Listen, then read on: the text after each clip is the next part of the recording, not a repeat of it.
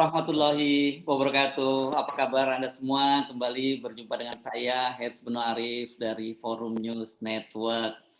Saya baru saja dapat kiriman video. Ini videonya pidatonya Bang Yos. Ini mantan Gubernur DKI Jakarta dan juga mantan Kepala BIN 2015-2016. Ini videonya ngeri-ngeri sedap nih. Kalau saya telusuri, ini video Bang Yos bicara di Islamic Center nih, salah satu ikon yang dibangun Bang Yos ini, keren banget nih tempatnya nih.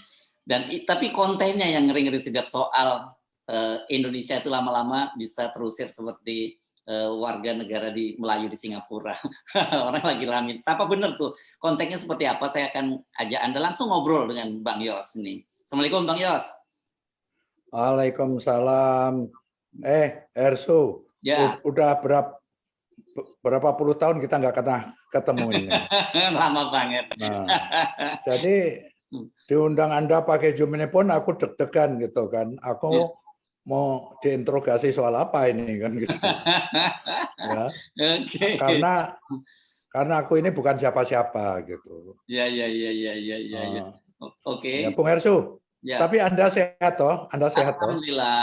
Alhamdulillah Bang Yos. Jadi saya kemarin, saya tadi cerita sama pemirsa kita, saya dapat kiriman videonya dan videonya viral. Berita saya kemudian, saya kan biasa kayak ada berita-berita gitu, saya cek dulu di hoax atau bukan, atau ada berita-beritanya gitu. Nah, supaya lebih afdol, saya tanya itu apa konteksnya Bang Yos bicara itu tadi dan kenapa bicara sampai bicara seperti itu?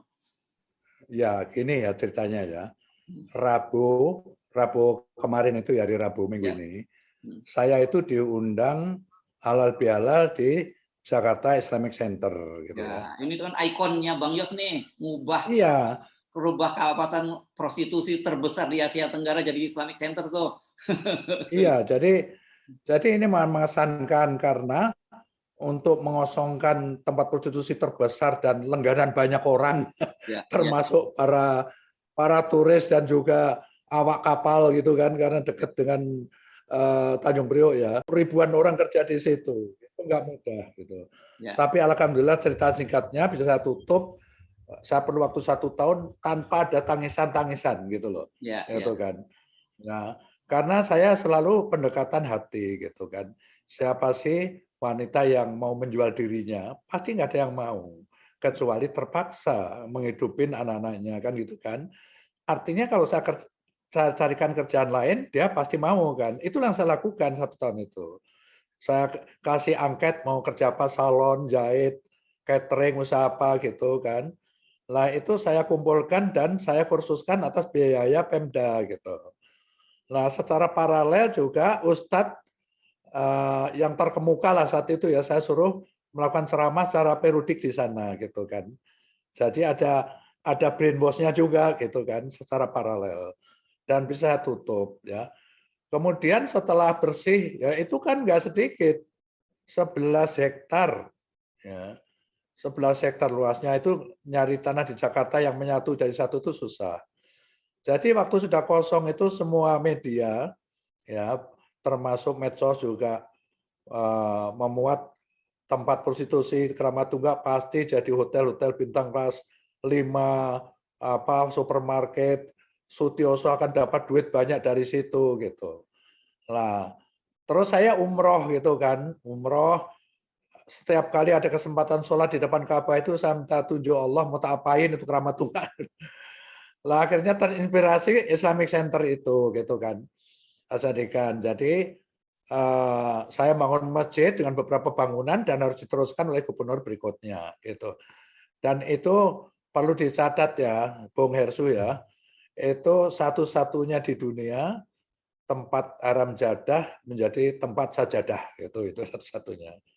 Nah, karena sejak 2007 itu saya nggak pernah lihat situ, dapat undangan halal bihalal itu saya datang kan gitu kan. Nah, waktu acara dimulai ketemulah ulama-ulama, ibu-ibu pengajian ketemu banyak orang lah gitu kan.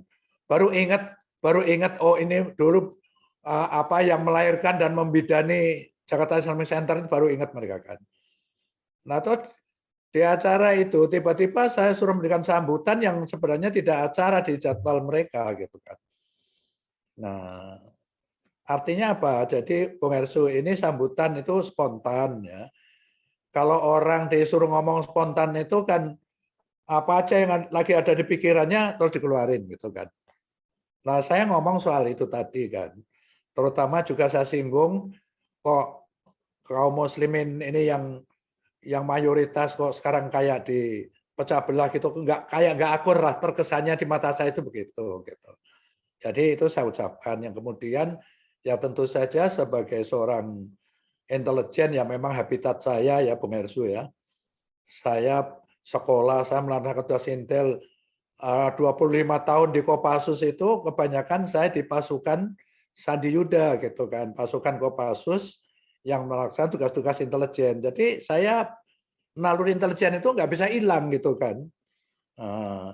Jadi selama ini meski saya nggak ada kerja apa-apa, saya akan terus mengamati situasi itu gitu kan ya. Nah, yang pertama tentu dalam konteks pembicaraan ini kita perlu apresiasi kepada pemerintah ya dalam kondisi pandemik yang global seperti ini bisa mendatangkan investor kan gitu kan. Investor itu dalam kondisi kayak gini kan sangat penting buat Hersu kan. Ya kan? Mendatangkan dia datang bawa uang lalu mengerjakan sumber daya alam yang kita miliki ya. Dan itu artinya adalah pemerintah dapat income untuk APBN kan gitu. Nah, di sisi lain kan membuka peluang kerja, ya kan? Pada saat masyarakat itu banyak yang nganggur karena kena PHK, itu jutaan jumlahnya kan. Karena pandemi sekali lagi bukan karena apa. Lalu orang juga bangkrut usahanya, ya. UMKM terutama kaki lima itu kan banyak yang mengalami seperti itu. Terus ada peluang pekerjaan kan kira-kira gitu. Ya. Harapan kita juga masyarakat semuanya kan begitu. Nah, lalu kalau namanya investor membawa modal terus dia juga syaratnya boleh membawa tenaga ahli, itu biasa itu. Ya, tenaga ahli. Tenaga ahli pun harus kita cek betul apakah memang benar-benar untuk pekerjaan itu orang Indonesia itu belum ada gitu kan. Tenaga ahli. Kalaupun harus ngirim kan kira-kira 2-3 orang lah kan gitu kan. Dengan staf-stafnya mungkin 10 orang kan gitu dengan staf mereka kan. Nah ini kan kalau kita lihat kan membawa tenaga kerja juga kan. Dan jumlahnya tidak sedikit. Gitu. Ya. Terus saya di tayangan di televisi, di medsos, itu kan saya perhatikan ya. Oh pekerja-pekerjanya ini potongannya ya secara fisik itu seperti militer lah gitu kan.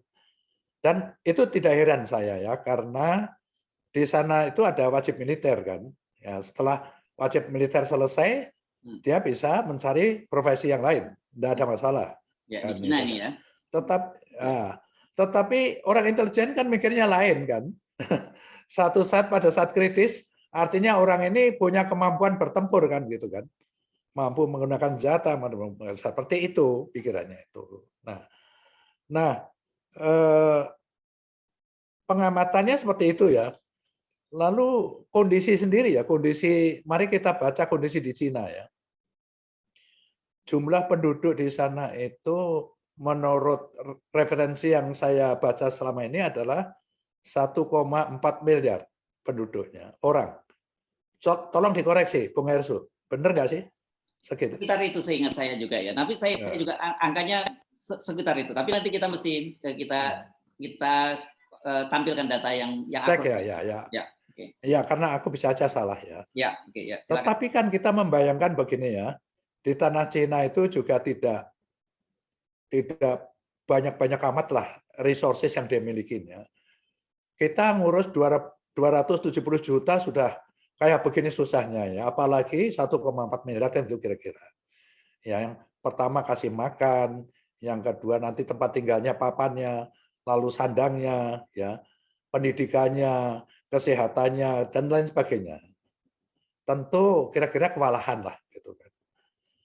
Jadi logik saja kalau membuka peluang sebesar-besarnya kalau ada peluang mengekspor, katakan gitulah, orang-orangnya itu kan. Di sana di negeri orang ada pekerjaan, ya nggak ada masalah kan mereka kerja di sana. Keluarganya sementara ditinggal kan tidak ada masalah. Gitu. Jadi seperti itu yang kira-kira terjadi kan. Nah, sementara di sisi lain yang kita yang punya resources ya, itu kan berharap adanya peluang pekerjaan itu ya pada saat dampak pandemi begitu amat dahsyat itu kan, banyak orang kerjaan gitu. Dan itu tidak terjadi gitu kan masalahnya kan. Nah, dalam konteks inilah saya ingin membedakan ya etnis Tionghoa yang sudah ada di sini, Bung Herso. Kalau yang ada di sini ini kan memang nenek moyangnya ada di sini dulu. Ya, bahkan nenek moyang ini ikut berjuang dalam revolusi dulu melawan Belanda, melawan Jepang, ikut mereka kan. Nah, itu nggak ada masalah kan karena memang sudah menyatu dengan kita, sudah WNI kan. Sudah WNI ya. Bahkan mereka ini jadi pejuang-pejuang lah, ya lewat olahraga. Misalnya bulu tangkis yang jelas, ya tinju ya Chris John, Jawa misalnya kan, dan olahraga lain angkat besi juga ada gitu. Jadi mereka itu telah berkontribusi positif terhadap negara ini karena dia murni sudah WNI. Dan saya sendiri waktu sekolah, terutama SMA, sahabat saya juga warga keturunan Tionghoa ya. Waktu saya masuk Akmil, ada salah satu taruna di daerah saya itu juga keturunan Tionghoa. Jadi saya kalau libur atau cuti apa bareng sama dia pulang ke Semarang gitu kan. Lalu waktu letnan dan saya sampai sekarang jadi gubernur terus sudah pensiun seperti ini, tidak sedikit teman-teman akrab saya itu warga etnis Tionghoa. Saya hanya ingin membedakan antara etnis Tionghoa yang sudah ada ini, ya memang punya kontribusi terhadap pembangunan negara dengan TKA yang datang itu, gitu. Maksud saya gitu supaya jangan salah paham itu kan. Nah kan TKA di sana itu kan pertanyaannya sekarang ya, setelah dia kerja di sini sudah mapan, untuk apa dia pulang di sana? Ya kan? Dia di sana kerjaan susah, bersaing dengan banyak orang gitu. Di sini sudah mapan, ya punya penghasilan yang jelas. Kalau yang sudah berkeluarga, keluarganya juga terurus karena konon katanya gajinya itu langsung dalam bentuk yuan sudah di sana gitu. Yang dikasihkan di sini ini hanya untuk sekadarnya aja lah untuk beli kopi dan lain sebagainya gitulah kira-kira kayak begitu. Konon ceritanya aku nggak ngerti ya. Nah jadi sekali lagi pertanyaannya yang logik untuk apa kembali ke sana gitu kan. Jadi dia sudah mapan, sudah adaptasi, tentu lebih baik tinggal di sini kan. Di sini sudah punya penghasilan, tinggal ngurus kewarganegaraan. Nah, setelah warga negara tentu tinggal keluarganya juga nyusul ke sini kan gitu kira-kira. Ini pikiran saya yang belum tentu benar gitu kan. Jadi Bung Hersu supaya diketahui ya, saya itu manusia intelijen gitu kan. Jadi intelijen itu selalu memprediksi ya, mengantisipasi ke depan itu terjadi sesuatu yang buruk gitu. Yang buruk gitu. Enggak memprediksi wah kalau bagus gimana ya? Kalau bagus nggak usah gua pikirin lah itu kan gitu kan. Yang prediksi adalah yang anu. Nah, orang ini kan jumlahnya tidak sedikit ya. Dan kalau di Tiongkok memang harus KB wajib, anaknya hanya satu saja yang boleh gitu kan. Setahu saya ya gitu. Sekarang kalau nggak Kalau salah sampai anak kedua, udah mulai dua. iya, Ya. apalagi 3 kan, gitu. Dan seterusnya. Nah di sini dia bebas, dia mempunyai anak berapa juga asal sanggup memeliharanya kan, gitu kan. Nah itu mungkin satu saat kan akan seperti itu, gitu. Dan jumlahnya tidak sedikit yang akan tinggal itu, gitu kan. Artinya satu saat entah kapan itu bisa jadi mayoritas, kan gitu kan. Nah, ya ini kan patut kita prediksi. Jadi sekali lagi karena pola kerja intelijen itu adalah mendeteksi dini gitu. Jadi ini kan masyarakat saya itu kan, tetapi karena punya latar belakang seperti itu, kan boleh aja dong. Saya juga ikut-ikut deteksi dini itu tadi kan, deteksi dini. Gitu. Nah, terus pola berikutnya tentu cegah dini. Jadi saya sebenarnya niatnya itu hanya ingin mengatakan kok ada seperti ini, Mbok. Kita pikirkan bersama-sama cara jalan keluarnya bagaimana ya supaya ke depan itu tidak terjadi yang seperti yang saya bayangkan tadi kan gitu kan. Nah, tentu saja mungkin salah yang ada di benak saya ini bisa aja salah gitu kan. Mungkin ada orang yang bisa menjelaskan orang nanti 100% jamin orang-orang itu kalau sudah selesai proyeknya akan kembali misalnya gitu kan. Nah, itu. Nah, itu kan diperlukan gitu ya supaya orang itu tidak kalau saya memang cemas jujur aja lah. Jadi sekali lagi mungkin saja yang saya pikirkan ini salah nggak akan terjadi itu jaminan. Alhamdulillah kalau terjadi. Tetapi sekali lagi seorang intelijen berpikirnya selalu mengantisipasi kalau yang terburuk terjadi. Gitu. Yang terburuk itu adalah mereka nggak ada yang pulang lagi ke negaranya, tinggal di sini dengan keluarganya, lalu terus karena dia tidak mengenal KB, terus banyak. Ya tentu saja secara hitungan akan menjadi mayoritas kan, wajar saja. Gitu. Jadi bagaimana menurut Bang Hersu gimana? Gitu. Ya, oke, masuk akal di situ, dan apalagi kemudian Bang Yos juga menyinggung contoh fakta ya di depan mata kita ya, Singapura kan itu juga faktanya seperti itu. Dulu kan juga mereka bukan pemilik negara, mereka jadi mayoritas dan sekarang yang menguasai negara kan. Mudah-mudahan ini ya wawancara ini Bung Hersu tidak bergema suaranya karena di kupengku itu bergema. Aku pun nggak jelas dengar suara Anda jujur. Aman Bang Yos, aman. Ya. Ya. Suara saya clear ya. Gitu. Jadi saya kan ingin juga menjelaskan jangan salah paham karena etnis ini yang di sini memang sudah lama gitu, bukan etnis Tionghoa saja kan. Kita memang negara yang paling unik, etnis ada Tionghoa, ada Arab, ada Pakistan, ada India. Itu sudah menyatu dengan kita gitu. Ya, yang saya bicarakan bukan kelompok itu, kelompok yang baru datang ini loh. Kenapa kalau setiap datang di pesawat itu turun berduyun-buyun seperti itu dan itu berulang-ulang melalui berbagai pelabuhan udara di mana-mana gitu kan. Mungkin ada juga yang pakai kapal laut yang kita tidak tahu tentunya kan.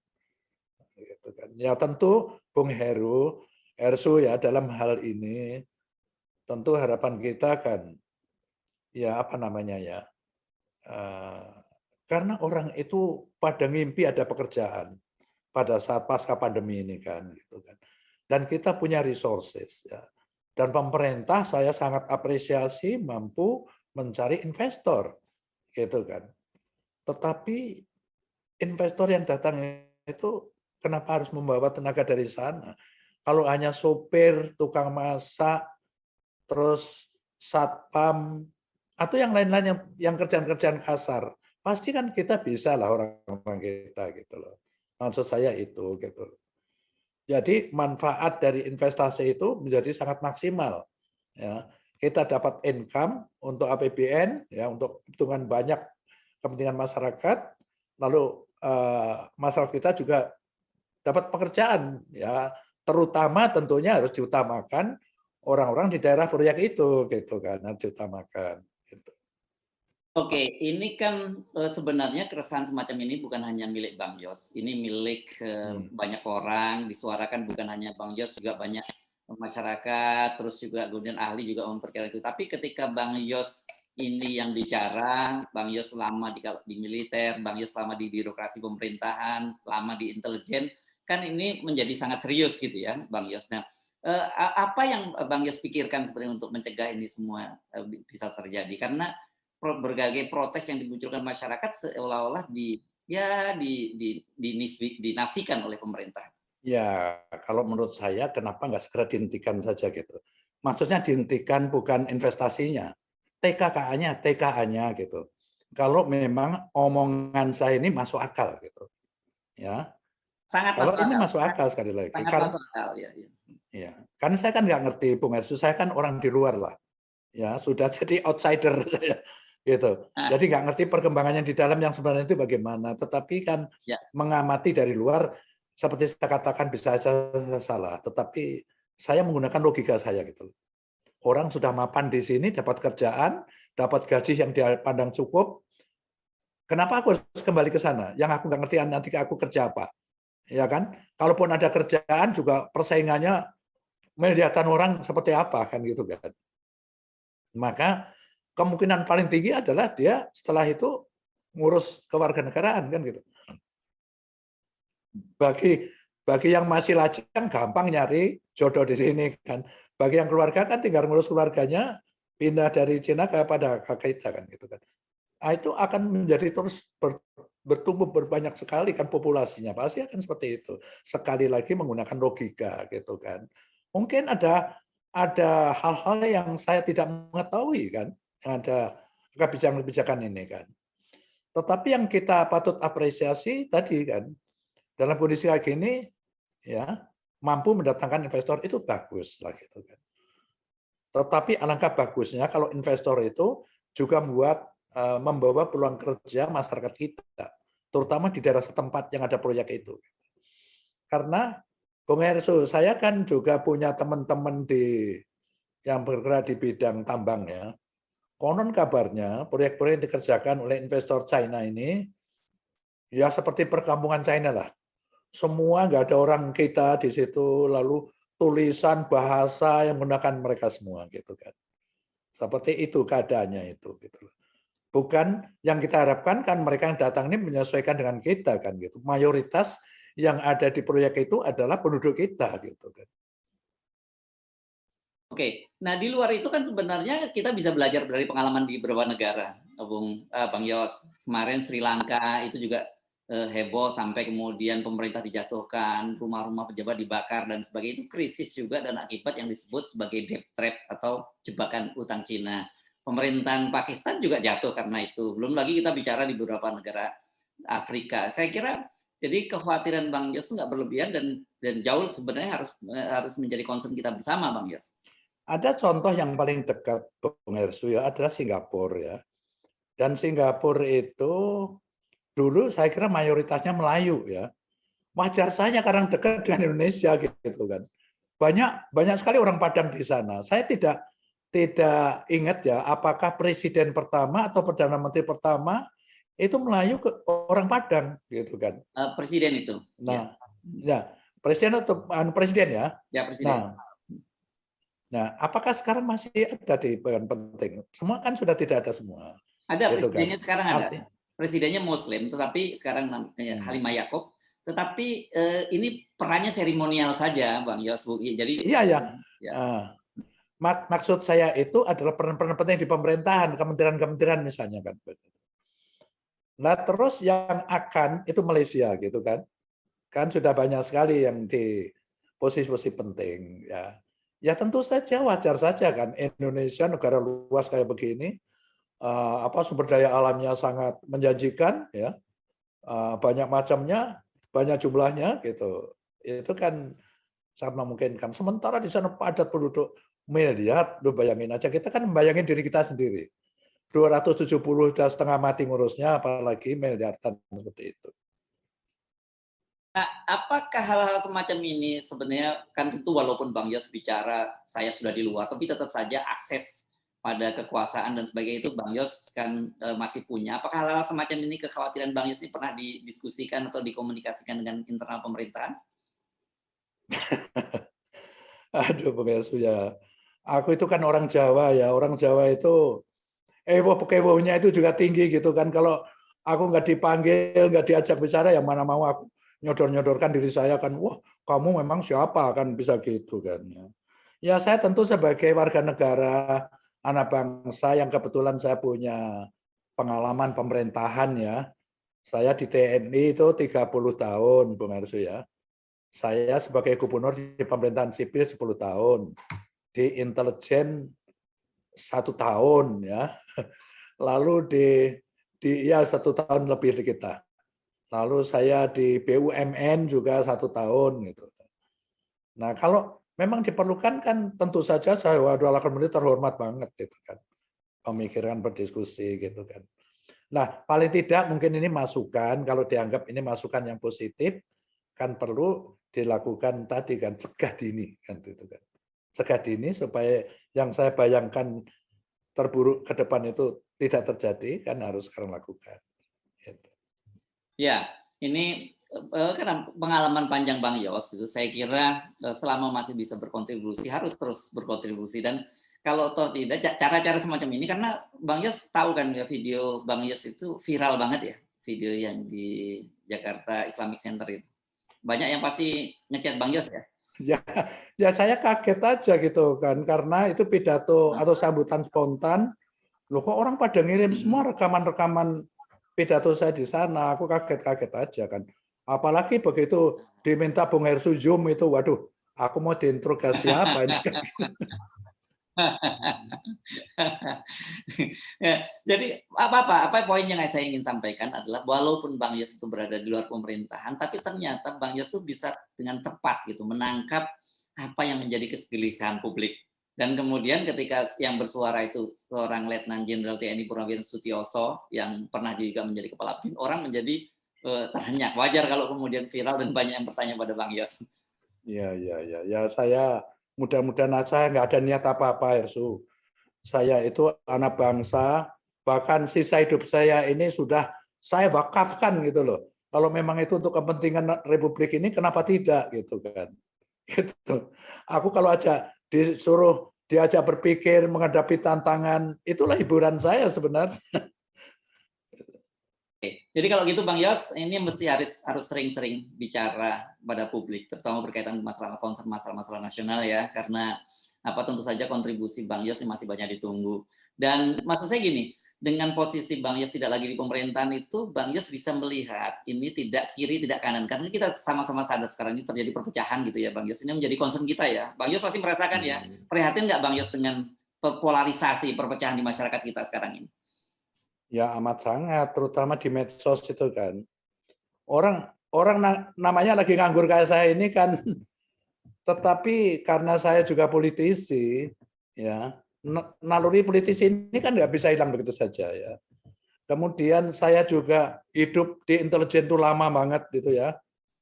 Naluri intelijen saya juga nggak akan bisa dicegah gitu kan. Jadi saya amat sering terus mendengarkan pemberitaan, saya membaca ada dari medsos ya, YouTube segala macam itu saya ikutin terus.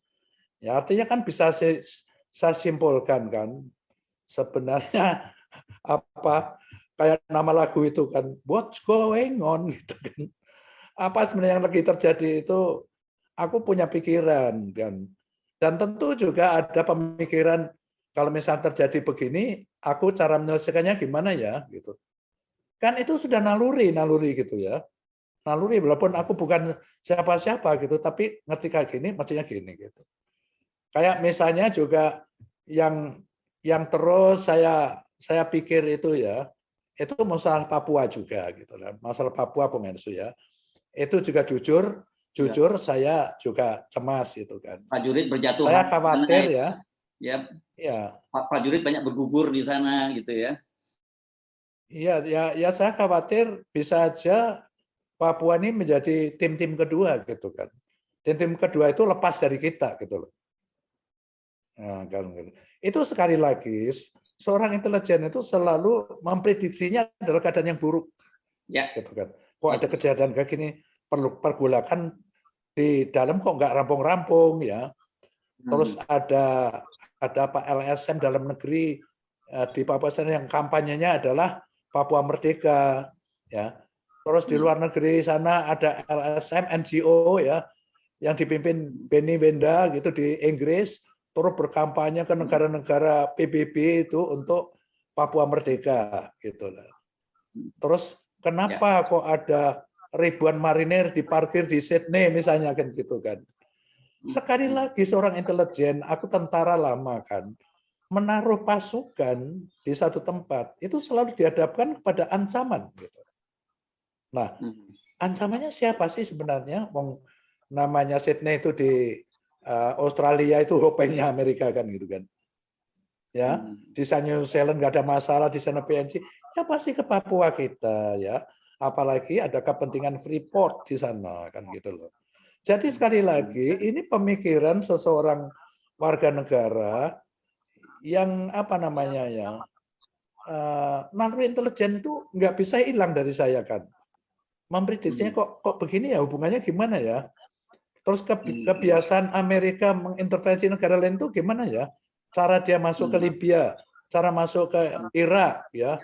Katanya di Irak itu ada senjata pemusnah.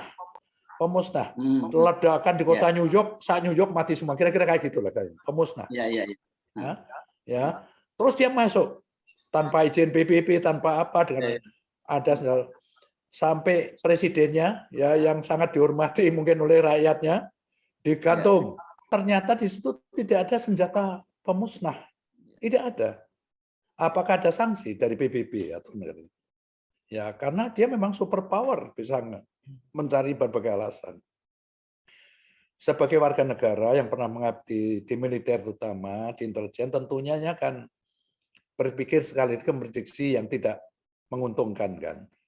Artinya bisa aja suatu saat mengintervensi ke Papua dengan alasan ada kepentingan dia Freeport kan, itu aja maksud saya. Tapi mudah-mudahan sekali lagi ini tidak terjadi gitu. Jadi Indonesia ini memang kalau seperti gadis, dia gadis cantik gitu ya, dan itu semua punya kepentingan, baik negara-negara superpower maupun proksi-proksi superpower yang menjadi tetangga kita itu pasti berkepentingan dong, satu membuat lemah bangsa negara kita dan menguasai negara kita gitu ya. Ya wajar aja gitu. Itu suatu wajar ya. Sekarang energi makin menipis di mana-mana kan. Ya. Dengan satelitnya yang sangat canggih ya, Bung Ersu ya. Ya. Pasti dia sudah meneliti ya. Di Papua itu ada kandungan apa saja. Kecuali emas yang termasuk terbesar di dunia, ada yang lain-lain. Yang kita tidak tahu. Ya, yang artinya mendorong dia juga untuk bisa masuk di dalamnya. Apalagi kalau dapat alasan yang masuk akal kan. Nyatanya alasan yang tidak masuk akal yang saya contohkan di Irak itu dia masuk juga terjadi dan tidak ada sanksinya apa-apa. Ya kan? Ya, kita kan negara yang tentu secara militer jauh lah dengan mereka ya. Tetapi kalau itu terjadi pasti akan kita lawan habis-habisan. Kita sudah biasa. Motonya merdeka atau mati udah biasa. Kita kalau sampai Papua itu didudukin sama negara siapapun, kita akan ambil lagi sampai nyawa kita pertaruhkan, nggak ada masalah. Kita sudah biasa terlatih masyarakat kita seperti itu. Ya, Bang. Oke. Nah, balik lagi ke persoalan kondisi politik nasional. Apakah perpecahan ini juga tanpa kita sadari merupakan by design dari kepentingan-kepentingan asing sehingga kita menjadi lemah? Namanya juga kalau orang terpecah belah kan lemah kan? Itu sudah biasa di intelijen itu ada namanya proxy war segala macam itu sudah biasa gitu. Jadi saya tidak bisa mengatakan iya apa tidak ya, karena saya di luar sekali lagi kan. Saya mengatakan iya kan saya harus punya data, tidak bisa saya ngomong sembarangan. Gitu. Tetapi prediksi bisa aja seperti itu gitu kan. Nah oleh karena itu kan harus masyarakat itu sendiri yang harus aware gitu ya. Kita sudah punya pengalaman banyak ya. Mulai dari perang kemerdekaan Bung Hersu ya. Kerajaan-kerajaan mana yang tidak melawan Belanda saat itu kan? Apakah kesultanan atau kerajaan yang ada di Sumatera, Sulawesi, Kalimantan, Jawa terutama dan juga sampai ke Maluku dan seterusnya gitu kan. Tapi nggak pernah berhasil.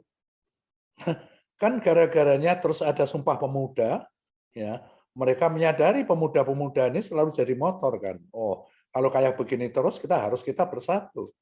Dan itulah terus kita bisa merdeka tahun 45 karena semua bersatu, nggak membedakan etnis. Nah, itu termasuk ada etnis Tionghoa juga di situ kan, ikut berpartisipasi berjuang kan gitu. Nggak lagi suku, nggak lagi apalagi agamamu apa, itu dikesampingkan. Kami semua adalah warga negara Republik Indonesia ini yang untuk yang harus menyingkirkan penjajah. Jadi itu tidak perlu kalau kita mendeteksi mulai sekarang gitu kan. Maksud saya bahwa gejolak di Papua dalam konteks itu tadi ya, harus bisa diselesaikan dengan cepat dan tepat, gitu. Cepat dan tepat. Cepat itu segera mungkin ya, jangan tiap kali kita melihat anggota TNI atau Polri diupacarakan di makam itu kan harus cepat kita hentikan dengan cara yang baik lah. Ya, saya sudah pernah mempraktekkan kan di Gerakan Aceh Merdeka juga saya 2 kali di sana. Yang pada saat zaman Hasan Tiro saya dikirim juga tidak ada satu peluru saya letuskan. Menteri-menteri semua, Menteri Hasan Tiro itu semua bisa saya tangkap hidup. Gitu. Hasan Tiro sendiri aja yang lolos karena beliau itu dianggap wali di orang Aceh, dari semua ingin mengamankan dia dan lewat pantai utara yang nggak dijaga. Yang kedua sisanya adalah din minimi, ya 120 orang. Ya. Itu juga saya dekati secara soft power lah gitu ya, dekatin hatinya, ada apa sih kamu, sampai terjadi perundingan ya saya ikutin saja yang dia minta kan, karena kesalahan mewakili pemerintah, dia minta Pak Tioso jangan diwakilkan gitu, kalau Pak Tioso membawa anak buah tidak boleh lebih dari 2 gitu. Terus dia bilang lagi tanggal dan waktunya saya menentukan, tapi saya akan terpelajari karakter dia lewat telepon itu kan, dengan pertanyaan eliciting itu kondisi fisik, menjadi psikologis dia seperti apa gitu. Sampai saya yakin kalau aku ke sana nggak apa-apa. Gitu kan. Makanya saya berembuk di hutan belantara dari Lok Semawe saja 4,5 jam, Bung Heru. Gitu kan. Dan artinya risiko ekstrim saya bisa dibantai di sana.